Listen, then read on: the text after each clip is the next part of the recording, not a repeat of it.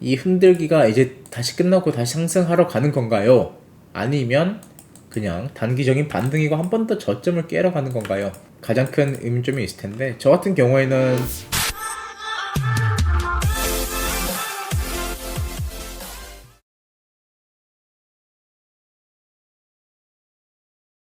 안녕하세요 여러분들. 저번 방송 때는 우리가 이 구간에 있었죠? 맞아요. 전체적으로 이 빔이 나오는 구간에 있었습니다. 그리고 이 빔이 나온 다음에 횡보를 해주고 추가적인 상승을 기대를 했었죠. 그리고 그 상승을 하기 위해서는 시향방송에서는 말 안 했지만 이제 끝나고 디스코드에서 말씀드렸습니다. 어느 지지 구간은 지켜줘야 된다.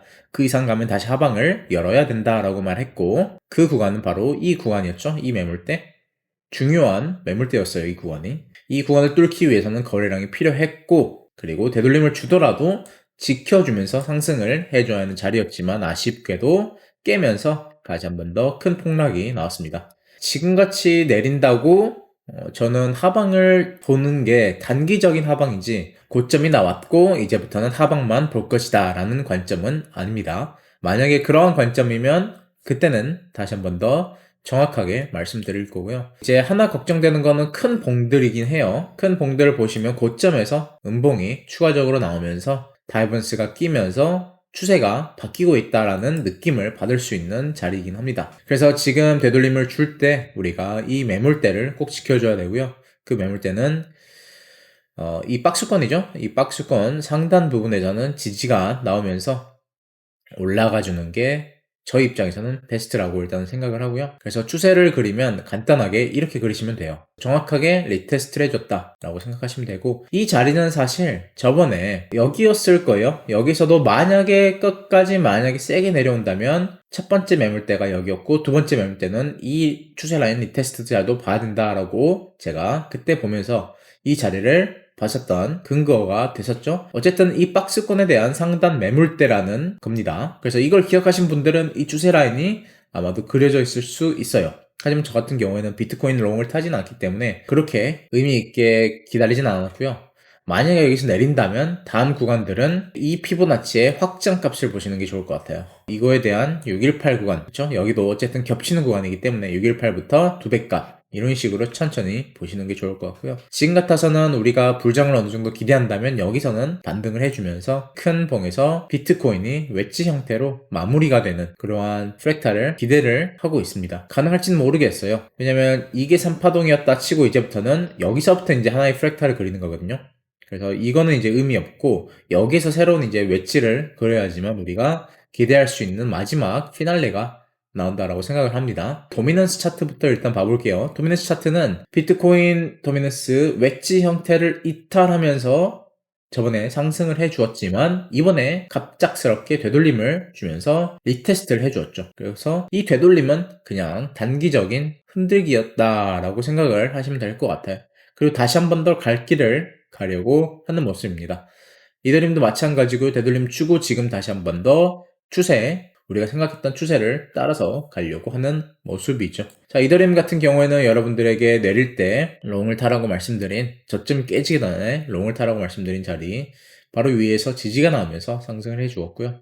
저 같은 경우는 어떻게 달렸냐면 여기에서 한글방에서 말씀드렸습니다. 이거 횡보하고 한 번 더 저점을 깨러 갈 것 같다. 근데 저는 어떤 느낌이었냐면 깨면서 이렇게 줄 줄 알았어요. 이렇게 짧게 줄 거라고는 일단 생각을 못 했고요.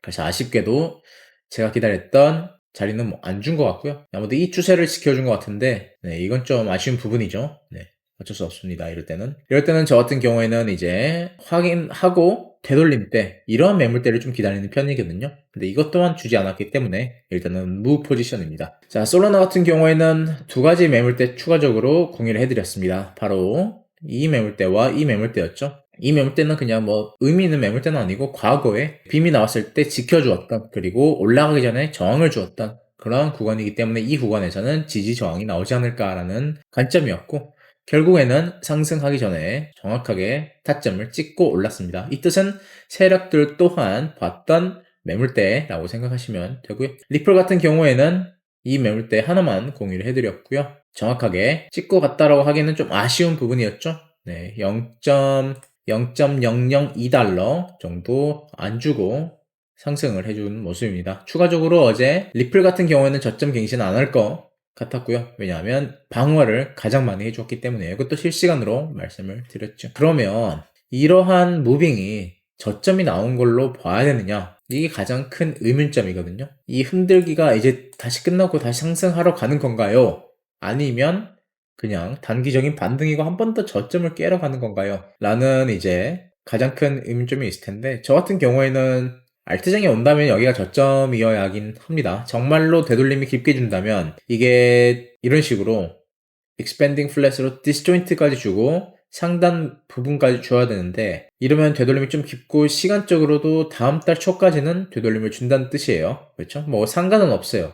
프랙탈 뭐 엘리어트 파동상 이러고 다시 한 번 더 상승은 충분히 가능합니다. 그렇기 때문에 상관은 없어요. 하지만 이제 다른 알트들을 이제 쭉 보면 되돌림이 좀 많이 깊어야 되거든요. 그럴 때는 예를 들어 리플 같은 경우에는 저점을 당연히 깨야 되고요. 이 매물대 또한 깨면서 방어를 해주면 다뤄요. 이더리움이 이렇게 내려갈 때 리플은 방어를 해주면서 이런 식으로 올라가면 괜찮은데, 그게 아니고서는 이렇게 내릴 시에는 이 상승 추세를 위협할 수 있는 구간까지 도달할 수 있습니다. 그래서 여기가 깨지면 다시 올라가기는 힘들어 보일 수 있기 때문에 그냥 이 구간에서 빠르게 올려주는 게 베스트 시나리오인 것 같아요. 솔라나는 이제 슬슬 이제 하나의 패턴이 이제 눈에 보이기 시작했죠.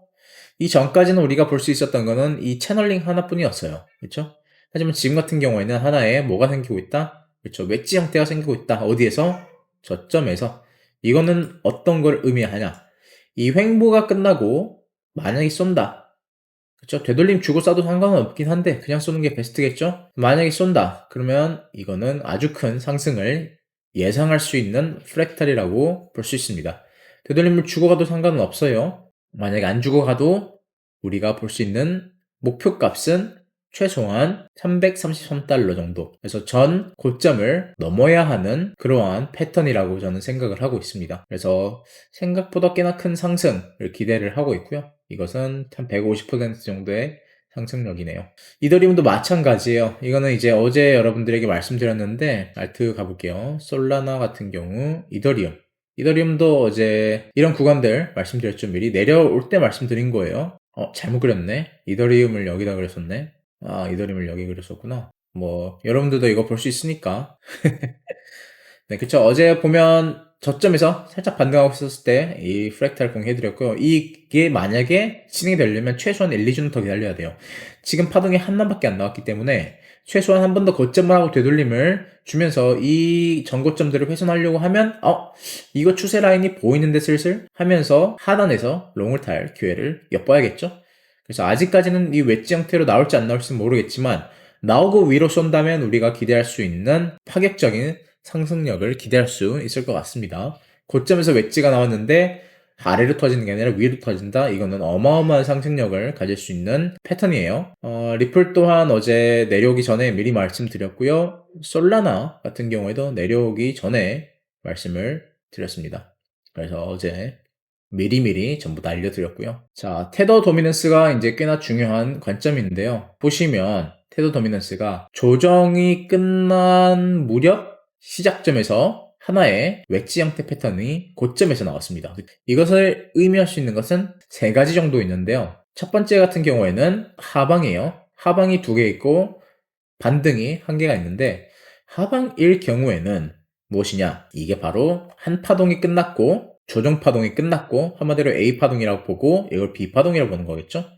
그리고 C 파동에서 뭐가 나오고 있다? C의 1파동의 리딩 다이아고널이 웨지 형태로 나오고 있다 라고 볼 수가 있고요. 두 번째 같은 경우에는 C의 1파동, C파동인데 똑같은 C파동이에요. 근데 이 웨지 형태가 끝이다. 그 뜻은 무엇이냐? 이 B파동이 여기서 끝나는 게 아니라 여기까지 진행이 된다 하여 A, B, C, D, E 파동의 수렴의 B 파동이 여기서 나올 것이다. 그렇죠? 그럼 수렴에서 A, B, C, D, E 파동에서 C 파동이 웨지 형태로 나온 것이고, 여기서 반등을 하면서 이런 구간까지 되돌하면 다시 한 번 더 하방을 볼 수 있다. 해서 여기는 수렴이죠. 반등 같은 경우에는 무엇이냐?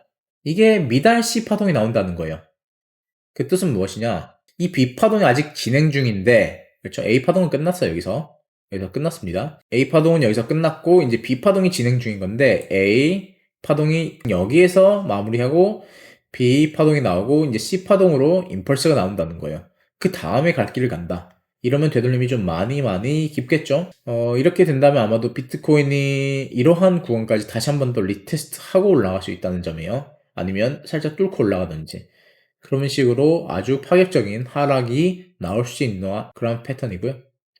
지금 같은 경우에는 그래도 하방을 볼 수 있는 가능성을 가장 많이 보면서 매매를 할 생각입니다. 그러니까 하방이란 게 이제 테더 도미넌스 하방이죠. 그래서 지금 보시면 저번에 그려드린 하나의 이제 추세 그리고 웨지 형태의 패턴이 있는데 여기서 조정이 끝났다면 내려갔겠지만 한 번 더 지금 고점을 뚫고 있죠. 이 뜻은 ABC 파동이 이제 아직도 진행 중이다라고 볼 수가 있고요. 1차적으로는. 그래서 이 C 파동이 끝날 때 무렵 그리고 이 추세선으로 다시 들어오게 된다면 우리는 그때부터 롱 위주로 매매를 하는 게 좋을 것 같고 이거를 적극적으로 아마도 저는 추천을 드릴 것 같습니다. 그래서 이 상단 추세 라인 잘 보시는 게 좋을 것 같고요. 이게 하단으로 다시 깨지는지 안 깨지는지 아래에서 마감하는지 가장 중요하고 이제 컨펌하는 경우는 보통 언제 이 매물대가 깨질 때 보통 저는 컨펌을 해요. 이 3파동의 저점 있죠? 이 매물대가 깨지고 여기서 이런 식으로 내려가려고 할 때 여기에서 어느 정도 컨펌을 하고 여기서는 불타는 것도 심지어 괜찮다라고 생각을 합니다. 네, 오늘 이렇게 간단하게 관점들 공유해 드렸고요. 만약에 제 디스코드 방 계신 분들 아쉽게도 안 들어가셨다라면 아쉽고요. 만약에 들어가셨다라면 다행이고요. 그리고 항상 다들 안전하게 매매하시면서 좋은 기회를 한번 기다려 보는 걸 추천드리겠습니다. 네, 오늘도 감사하고 좋은 하루 보내고 다음에 뵙도록 할게요. 감사합니다.